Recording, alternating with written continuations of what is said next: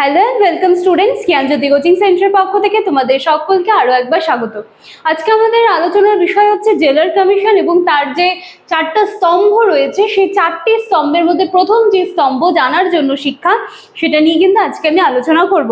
এর আগের দিনের ক্লাসে জেলার কমিশনের সাথে আমরা আলোচনা করেছিলাম জেলার কমিশন কোন পরিপ্রেক্ষিতে সেটা এসেছিল বা কার নেতৃত্বে এসেছিল। 1993 খ্রিস্টাব্দে স্যার জ্যাক্স টেলরের নেতৃত্বে কিন্তু এসেছিল এবং 1996 খ্রিস্টাব্দে কিন্তু ইউনেস্কোর কাছে একটা প্রতিবেদন পেশ করা হয়েছিল।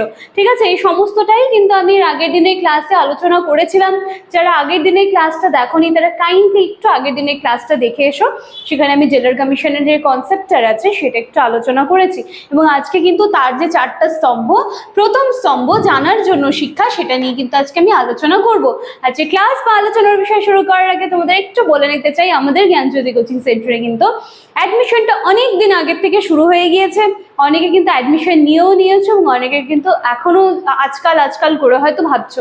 আমি তাদের সাজেস্ট করবো যে দেখো, অনেকগুলো টপিক তো আমাদের হয়ে যাচ্ছে, তো তোমরা যদি একটু আগে ভাগে অ্যাডমিশনটা নিয়ে নাও, তাহলে পেইড ব্যাচে যখন আমরা আলোচনা করি তখন বিষয়গুলো কি হয়, কমপ্লিট হয়, একটা ধারাবাহিকতা বজায় থাকে।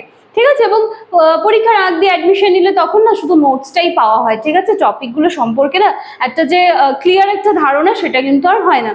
সেজন্য বলবো, যদি তোমাদের পছন্দ হয় জ্ঞানজ্যোতি কোচিং সেন্টারকে, যদি তোমরা ইচ্ছুক থাকো, তাহলে কিন্তু তোমরা অনায়াসে আমাদের সাথে যোগাযোগ করে নিতে পারো। আমাদের সাথে সরাসরি যোগাযোগ করতে হলে তোমাদেরকে এখানে কর্নারে দেওয়া দুটি নাম্বারের মধ্যে যে কোনো একটি নাম্বারে কিন্তু কল করে নিতে হবে। এই নাম্বার দুটি হচ্ছে আমাদের জ্ঞানজ্যোতি কোচিং সেন্টারের অফিসিয়াল হেল্পলাইন নাম্বার। এখানে কল করলে তোমরা কোর্স ফি নিয়ে যদি তোমাদের কোনো কনফিউশন থাকে সেই ব্যাপারে তোমরা জানতে পারছো। আচ্ছা, তোমাদের কোনো সাবজেক্টস নিয়ে যদি কোনো প্রবলেম থাকে সেই ব্যাপারেও কিন্তু তোমরা ক্লিয়ার করে নিতে পারো। তো কথা না বাড়িয়ে আমি আজকে আলোচনার বিষয়টা শুরু করছি। দেখো, সবার প্রথমে রয়েছে জানার জন্য শিক্ষা। এই যে পুরো সেন্টেন্সটা আছে সেটা শুনে কি মনে হচ্ছে যে আমি শিক্ষাটা কিসের জন্য গ্রহণ করব? জানার জন্য, কিছু জানতে হবে আমাকে, তার জন্য আমাকে একটা শিক্ষা গ্রহণ করতে হবে, সেই বেসিসে কিন্তু জানার জন্য শিক্ষা এসেছে। এবার দেখো, শিক্ষার লক্ষ্য হচ্ছে জ্ঞান লাভ করা। এবং যখন বলা হয় যে যখন কেউ পরিপূর্ণভাবে একটা জ্ঞান লাভ করে তখন কিন্তু তার জ্ঞানের তৃতীয় চক্ষু খুলে যায়।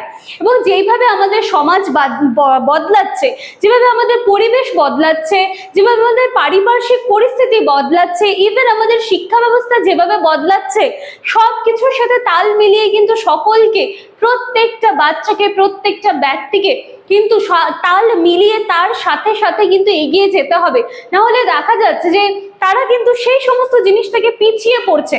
তাদের জানাটা যেন কোনো ক্ষেত্রে পিছিয়ে যাতে না পড়ে, তার জন্য কিন্তু একটা শিক্ষার প্রয়োজন।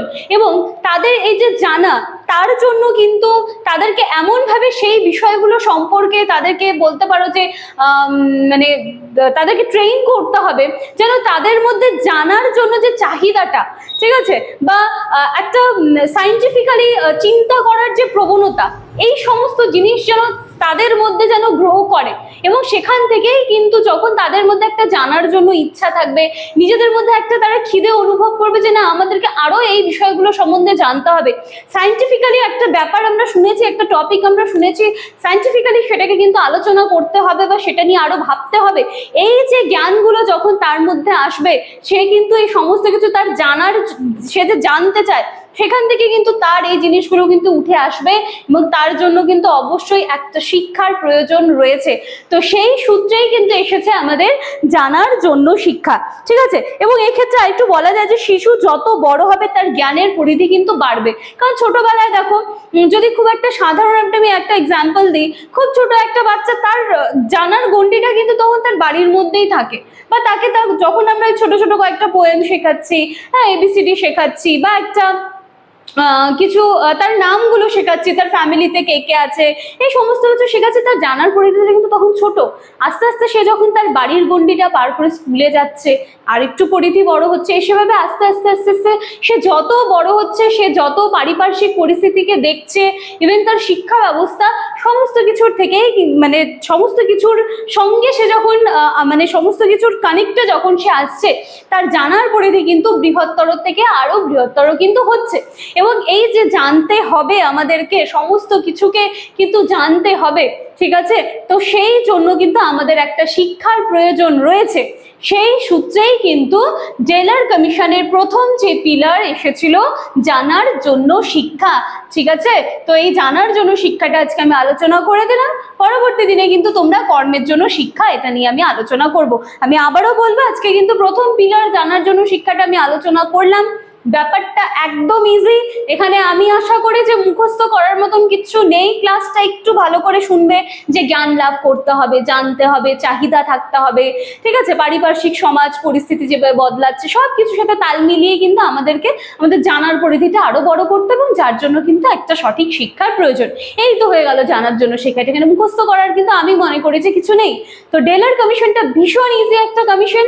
যারা দেখোনি তারা কাইন্ডলি আগের দিনে ক্লাসটা দেখে এসো, এবং তারপরে আজকের ক্লাসটা দেখবে, একদম ক্লিয়ার হয়ে যাবে। চলো আজকে ক্লাসটা এখানেই শেষ করছি। পরবর্তী দিনে কর্মের জন্য শিক্ষা নিয়ে আবার আমি তোমাদের সামনে চলে আসবো। দেখা হচ্ছে পরের দিনে ক্লাসে। Thank you.